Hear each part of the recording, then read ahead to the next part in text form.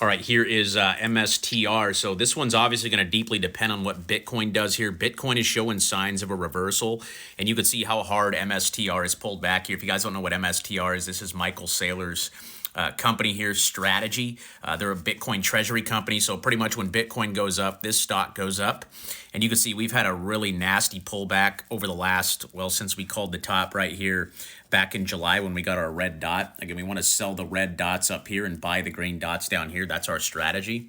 Okay, so we're buying, selling, selling. Okay, we want to sell when this wave is up here, given a red dot, just like it did back there at the exact top at 450 to 500, right? And then we want to buy when it pulls back. So we've gotten two dots since December.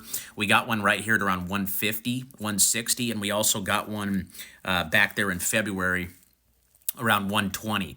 So it's sitting at 150 right now. I like it a lot. I want to see it hold on to this level here at that is 117. So that's just these lows right here. A more conservative stop loss would be down here at $100.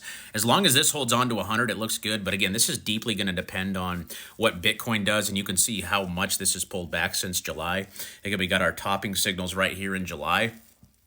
And we pulled back from 430 all the way down here to $100. So we are in buy territory, right? We should be buying because our strategy is to buy when this blue wave is down here below this white line, given green dots. And we've gotten a couple of those. So we are in buy territory here. I like it a lot more than I did right up here at 500, right? This is when everyone was excited about MSTR, right? Everyone was having a good time. We were in the new paradigm phase, right? When things are going up, things are excited, okay? Things are very exciting. People are excited. Okay, but when things go down, people lose interest, right? And we want to buy when people lose interest, right? When people are in despair, right? When there's been a long, drawn-out pullback like this. So I like MSTR here. I would just use a stop loss at 100. You could even move it up a little bit too if you want to, like 115. That would be a more conservative stop loss. This would be less conservative down here at 100. But MSTR, again, it's going to deeply depend on what Bitcoin does. And Bitcoin is showing signs of a reversal here. It's trying to get up over the 9 EMA. We got the green dot there a couple weeks ago on March 2nd. That came right there at 65,000. I do think the bottom is in here for Bitcoin at 60. So if we can hold 60 and keep pushing up, you should see MSTR do very, very well here going into 2027.